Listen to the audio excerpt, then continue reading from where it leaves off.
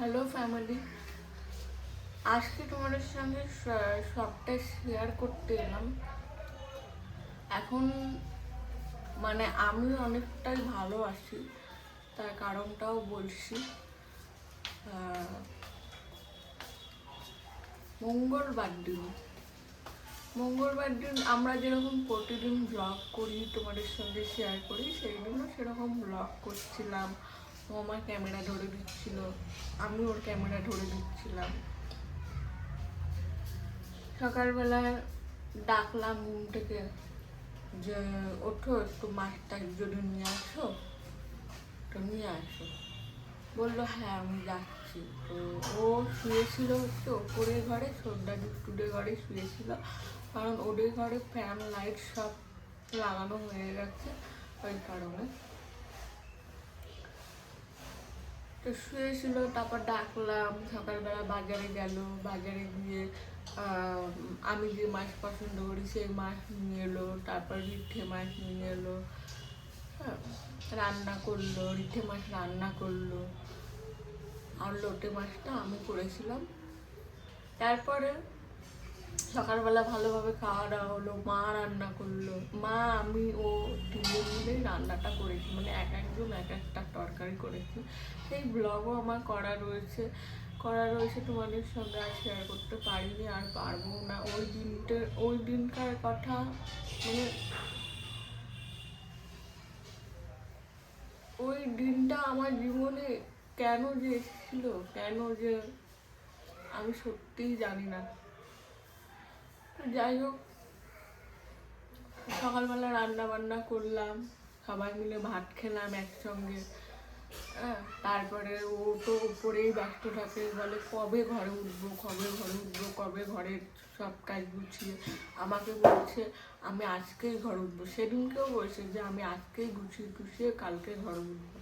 আমি বলছি এখন ঘরে উঠতে হবে না, এখনও তো ঘরে অনেক নোংরা রয়েছে, নোংরাগুলো আগে ভালো করে পরিষ্কার করতে হবে। তারপর বললো যে না আমি একদিনই সব পরিষ্কার করে দেবো। ও ঘরে আসা যেদিন থেকে বাড়ি এসছে সেদিন থেকেই ভাবছে কবে ঘরে উঠবে, কারণ ওর অনেক দিনের ইচ্ছা ওর একটা পার্সোনাল রুম থাকবে। ঠিক আছে, তো যাই হোক, সকালবেলা ভাত ফাট খেলাম, খেয়ে নিয়ে আমি রান্না করলাম, তারপরে ও রান্না করলো। রান্না করার পরে দুপুরবেলায় সবাই মিলে বলতে আমি, আমার মা আর মনাকে তো আগেই খাই দিয়েছিলাম, ও খেতে বসলো, আমরা পাশাপাশি খেতে বসলাম। ঠিক আছে, ও আমাকে খাবার বেড়ে দিল। তারপরে দুপুরবেলা খাওয়া দাওয়া হয়ে যাওয়ার পরে আমি ওকে বললাম কি আমার পাশে এসে শো। বলছে না আমি শোবো না, কারণ আমার মা ছিল, ও একটু লজ্জায় পায় আর কি, আমার মা ছিল ওই কারণে আর কি শোবে না। আমি অনেকবার বললাম যে আমার পাশে এসে শো, কিচ্ছু হবে না, আমার মা ওই পাশে শুচ্ছে, তুমি এই পাশে শো। বসে না আমি ওপরে শুয়ে পড়ছি। মাও বললো, আমার শাশুড়ি মা বললো যে দুষ্টু দিবা যখন বাড়ি নেই তুই ওই ঘরটায় শো, এই ওপরে আর যেতে হবে না, ওই ঘরটায় শো। মায়ের কথাও শোনেনি, বলছে না আমি ওপরেই শোবো। তো ওপরে শুলো, দুষ্টু সর্দারের ঘরে শুয়ে ঘুম থেকে উঠে ঘুমিয়েছিল, ঘুম থেকে উঠে বাথরুমে গেল। বাথরুম থেকে ও সোজা, বাবা তখন দেখছে, আমার শ্বশুর মশাই তখনও দেখছে যে ও ছাদে উঠছে নিমেষের মধ্যে ছাদে উঠলো। নিমেষের মধ্যে আমি তখন ছিলাম না ওর কাছে, আমি মনাকে ঘুম পাড়াচ্ছিলাম, কারণ ও দুপুরে না ঘুমাতে পারলে সারা সন্ধ্যা ঘ্যান ঘ্যান করে। তো আর আমারও চোখ লেগে গিয়েছিল, কারণ আমি সকালবেলা উঠি, তো ওই কারণে আমারও চোখ লেগে গিয়েছিল। তো বাবা জাস্ট ভাতটা খেয়ে খাটাটা নিয়ে দোকানে বসবে, তখনই একটা বড় সড়ো আওয়াজ, অনেক বড় সড়ো আওয়াজ। আর এই আওয়াজটা, আমি তোমাদের একটা ঘটনা বলি। আমাদের বাড়ি হয়তো সত্যনারায়ণের পুজো হয়েছিল, তোমরা যারা জানো তারা হয়তো দেখেছো। সেই দিন আমার এই ঘরে নারায়ণ হাত থেকে পড়ে গিয়েছিল, মানে ব্রাহ্মণের হাত থেকে নারায়ণ পড়ে গিয়েছিল, ঠিক মানুষ পড়ার মতো আওয়াজ। সেই আওয়াজটাই বাবা পেয়েছে, পেয়ে তৎক্ষণাৎ গিয়ে মানে গেছে, যে কিসের আওয়াজ হলো, বাবা যেই গেছে গিয়ে বাবা ভাবতে পারেনি, মানে বাবা বলছে কোনো পাগল ফাগল হবে। তো ওখানে একজন ছিল, ওনা বলছে কি সোজা করো সোজা করো, কোনো পাগল টাগল না, সোজা করো। তারপরে যেই সোজা করেছে, বাবা ভাবতে পারছে না যে তার ছেলে ওই অবস্থায় পড়ে রয়েছে। আর আমি চোখ লেগে গিয়েছিল। আমাকে যখন বললো কথাটা, তো আমাকে যখন কথাটা বললো, আমি তখনও বুঝতে পারিনি যে ও ওপর থেকে পড়ে গেছে। আমি ভাবছি মায়ের কি হলো, মানে আমার শাশুড়ি মায়ের কি হলো।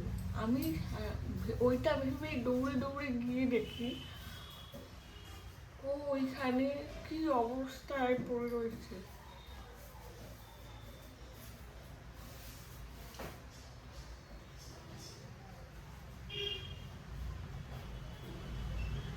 আমি ভাবতে পারিনি, সত্যি ভাবতে পারিনি যে ওকে ওই অবস্থায় দেখবো। আমি স্বপ্নেও ভাবতে পারিনি। তবে আমি একটা কথাই বলবো, আর ওই অবস্থায় পড়েছে কেন তোমাদের সেটা বলি। আমাদের যে সাইডে আমরা যে ভিডিও বানাই, ওই সাইডে মানে ওই সাইডে পাঁচিল কাটা রয়েছে, তোমরা অনেকেই দেখেছো। সেই পাঁচিলটা ওই কোনার দিকে নড়বড়ে ছিল। তো ও মনে হয় ওইখানে হেলান দিয়েছে, হেলান দিতে গিয়ে পড়ে গেছে। যাই হোক,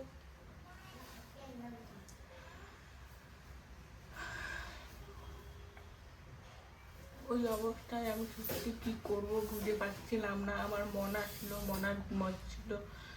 আমার বাড়ি যে ছিল, মানে সর্দা দুষ্টু বাদ দিয়ে যে ছিল, আমার মা থেকে শুরু করে আমার শাশুড়ি মা, আমার শ্বশুরমশাই, সবাই ওকে নিয়ে তৎক্ষণাৎ হসপিটালে গেল। আমাকে কেউ নিয়ে যায়নি। কতবার বললাম আমাকে নিয়ে যাও।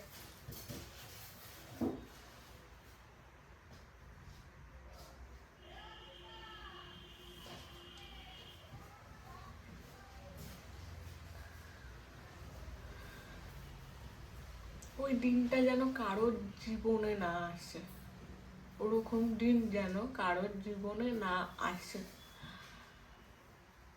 পুরো জ্ঞান হারা। তারপরে আমার মা জল নিয়ে মাথায় দিল, মুখে চোখে দিল। তারপরে যে গাড়িতে তুলেছে, গাড়িতে তুলে মাঝপথে নাকি ও চোখ খুলে মা বলে চিৎকার করেছে যে মা আমার খুব ব্যথা করছে, তোমরা এরমভাবে ধরে আছো কেন। খুব মানে বলার মতো। ওই দিন সর্দা দুষ্টু বাড়ি ছিল না। কিভাবে যে কি করবো কিচ্ছু বুঝতে পারছিলাম না। আমার মনা তো ঘুমোচ্ছিল, তখনও কিন্তু জানে না যে বাবার ওই অবস্থা। তারপরে তৎক্ষণাৎ আমাদের এখানে হাসপাতালে নিয়ে গিয়ে সেলাইন দিল, মানে সেলাইন দেয়নি, সেলাই করেছে। মাথায় 7টা সেলাই পড়েছে, 6টা থেকে 7টা সেলাই পড়েছে। এতখানি কাটা ডিপ হয়ে কেটেছে। কোমরে চোট পেয়েছে, সারা গা হাত পা সেলে গেছে, চোট সারা গায়ে পেয়েছে। তারপর ওখান থেকে মা কল্যাণীতে নিয়ে গেল, মানে ট্রান্সফার করলো, কল্যাণীতে নিয়ে গিয়ে ওখানে ট্রিটমেন্ট হলো। সব কিছু হয়েছে, সিটি স্ক্যান থেকে শুরু করে আলট্রাসোনোগ্রাফি, তারপরে পুরো ফুল বডি এক্স রে করেছে। ঠাকুরের আশীর্বাদে আর তোমাদের ভালোবাসায় সব কিছু ভালো আছে, সব কিছু ভালো আছে। বড়দের আশীর্বাদে, ঠাকুরের আশীর্বাদে, তোমাদের ভালোবাসায় সব কিছু ভালো আছে। তবে ওই দিনটা যেন কারোর জীবনে না আসে, আমি একটা কথাই বলবো, কারোর জীবনে যেন না আসে। একটা কথা কি জানো তো, সে তোমার যতই নিজের ভাই হোক, নিজের মা হোক, নিজের বাবা হোক, কেউ কারণ না। স্বামী স্ত্রীর বন্ধনটাই আসল।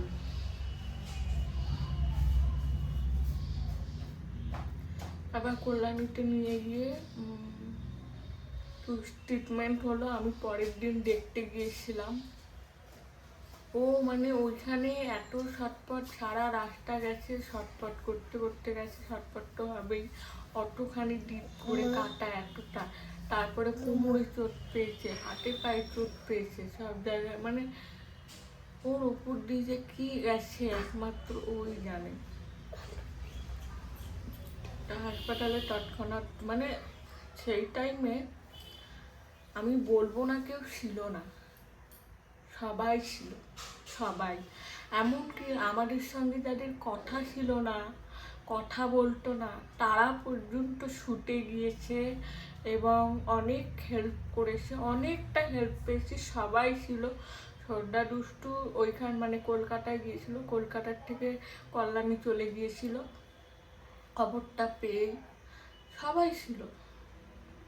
এমন কোনো লোক ছিল না যে যায়নি, আমার আত্মীয় স্বজন থেকে শুরু করে এমন কোনো লোক ছিল না যে যায়নি, সবাই গিয়েছিল সেদিন, সবাই, সবাই ছিল পাশে। তো সবার আশীর্বাদে ও সুস্থ আছে, ওকে বাড়িও নিয়ে এসেছি, ও এখন অনেকটা ভালো আছে। কালকে বাড়ি নিয়ে এসেছি আর আমি ভিডিওটা বানাচ্ছি আজকে শুক্রবার, আর তোমার শুক্রবারেই ভিডিওটা দেখছো। আমি এই দুদিন ভিডিও বানানোর কোনো পরিস্থিতিতে আমি ছিলাম না, তবে আমার মনা ও কিন্তু কিচ্ছু জানতো না, তাও আমাকে বলেছে, মা তুমি চিন্তা করছো কেন, বাবা সুস্থ হয়ে বাড়ি আসবে। ও কিচ্ছু জানতো না, কিচ্ছু না, তাও আমারে বলছে কি, মা তুমি চিন্তা করছো কেন, বাবা সুস্থ হয়ে বাড়ি আসবে। তো আমি যে ওর সঙ্গে পরের দিন গিয়েছিলাম দেখা করতে, ওর কিচ্ছু মনে নেই, ও কেন গিয়েছে সাডে কিচ্ছু মনে নেই, মনে করতে পারছে না। আর আমি বলবো মনে করার দরকার নেই, ব্রেনের চাপ দেওয়ার দরকার নেই। ও যে এইভাবে এই সুষ্ঠুভাবে বাড়ি এসেছে এটাই অনেকটা, অনেক মানে এই দুদিন যে আমি কথা তোমাদের সঙ্গে শেয়ার করবো সেই পরিস্থিতিটা আমি ছিলাম না। যাই হোক এখন অনেকটা ভালো আছে, কিন্তু মানে এতদিন যা ঘটেছে সেগুলো মনে করতে পারছে না, মানে 2 ঘন্টা আগে একটা কথা বললে সেটাও মনে রাখতে পারছে না। আস্তে আস্তে ঠিক হয়ে যাবে, তোমরা আশীর্বাদ করো ও যেন আরও সুস্থ হয়ে যায়, আরও তাড়াতাড়ি ভালো হয়ে যায়। তোমরা এইটুকুই আশীর্বাদ করো আর এইটুকুই ভালোবাসা দাও। ও আমাকে বলছে আমি একা একাই হেঁটে যাবো, হেঁটে বেড়াবো, একা একাই ছাদে উঠবো, একা একাই ঘর করবো। আমি তাও বলছি ঠিক আছে, তুমি একা একাই সব করবে, সুস্থ হয়ে নাও। ও এখন অনেকটা সুস্থ আছে, বাড়ি নিয়ে এসছি, মা আমি দুষ্টু সবাই মিলে দেখভাল করছি, সবাই মিলে। দুষ্টু নিজের দাদার মতো দেখভাল করছে, কালকে ওষুধ খাইয়ে দিয়েছে, অনেকটা সুস্থ আছে। আর আমি বলবো ভগবান আছে, ভগবান আছে বলে অল্পের মধ্যে দিয়ে গেছে, নাহলে ওই 3তলার ছাদ থেকে পড়া মানে তোমরা অনেকটাই আইডিয়া করতে পারছো। আমি আর কিছু বলতে চাই না, অনেকেই অনেক রকম কথা বলছে, অনেকেই অনেক রকম কথা বলছে, যাই হোক তোমরা। তো এখানেই ভিডিওটা শেষ করলাম।